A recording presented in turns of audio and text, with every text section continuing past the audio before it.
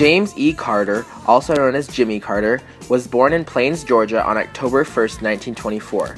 He was also the first U.S. president to be born in a hospital. He grew up in Archery, Georgia on a 350-acre farm, and his parents were Earl and Lillian Carter. They were one of only 2 white families where he lived, because most of the families around their neighborhood were African American. He grew up with not a lot of money and didn't have a lot of things other kids had. His father taught him many life lessons, and the most important one was hard work, then play. He always looked up to his father's work ethic and admired him greatly. This work ethic that he was shown at a very young age influenced the rest of his life and how he was a president. He enjoyed going to church with his siblings, hunting, fishing, and reading. He also had an early dose of politics because his father was in the school board and paid close attention to how his father worked with politics. In June of 1943, because of World War II, Jimmy went to the Naval Academy, where he did very well. Just 1 year later, he got married on July 7, 1946, to Rosalind Smith. They had 4 kids, John, James, Donald, and Amy. After he got on the Wyoming ship, he was assigned to the Pompey in Hawaii. Back in his home of Georgia, there was a lot of racial tension building up because of the Brown versus Board of Education issue. Carter was very against racism and wanted to get rid of it. Jimmy Carter supported integration and racial tolerance. He became a member of the state senate in 1963. During this time, the civil rights movement was in full throttle, and his family fully supported JFK. After this, he was re-elected in 1964, and on the last day of his term, he announced his run for Congress. Unfortunately, he did not win, but after this, he started planning his campaign for the next 4 years for the 1970 election for governor. On January 12, 1971, he became the 76th governor of Georgia. He declared in front of everyone that he would be going against racism and that he would be fighting to help people that were underprivileged and that were victims of racism.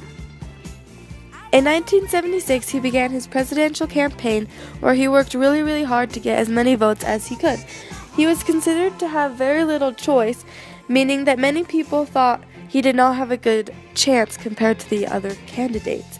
Yet he won the largest percent of the popular vote, being 50.1% of any non-incumbent since Eisenhower.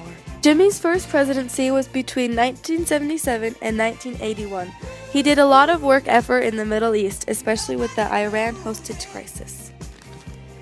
The Iran hostage crisis was one of the biggest events during his presidency. On November 4, 1979, a group of Iranian students who supported the Iranian Revolution took over the U.S. Embassy in Tehran. 52 Americans were held hostage there.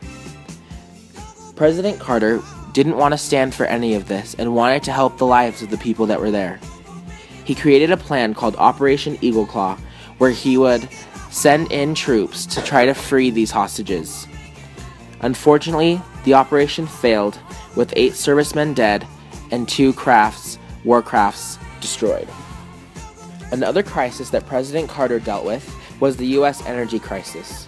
During this time, he encouraged energy conservation in America and strongly encouraged all Americans to do whatever they could to save more energy. He also dealt with the EPA Love Canal Superfund. In 1978, he declared a federal emergency in the neighborhood of Love Canal in Niagara Falls, New York. 800 families were evacuated from there because their homes were built on top of a toxic waste landfill. He did a lot of deregulation by removing government control over fares, routes, and market entry, and by legalizing the American beer industry to sell malt and yeast to home brewers. In response to the 1979 Soviet invasion of Afghanistan, he had America boycott the 1980 Moscow Summer Olympics. This created a big uproar. One of the biggest events that President Carter had to deal with was the accident at 3 Mile Island. On the 28th of March 1979, at 3 Mile Island, nuclear reactors exploded and created a terrible incident. People would not return to their homes even after the incident was solved and that the area was safe. President Carter wanted the people to feel safe in their own homes, so he took a trip to 3 Mile Island and walked around the facility just so people would know that it was okay to come back. Jimmy Carter also signed the Panama Canal Treaties, which guaranteed that Panama would have control over the canal after 1999. During this time, he also began experimenting with solar and wind power. Even though President Carter had the right idea with wanting people and businesses to cut back on energy, people often thought he was scolding them, which did not benefit his popularity.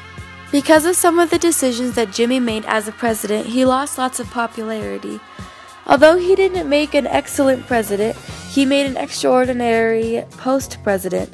In 2012, Jimmy won the Nobel Peace Prize for dedicating his life for working towards world peace, making sure human rights everywhere are respected, and helping poor and needy people. After which, he moved back to Georgia with his family and continued his humanitarian work.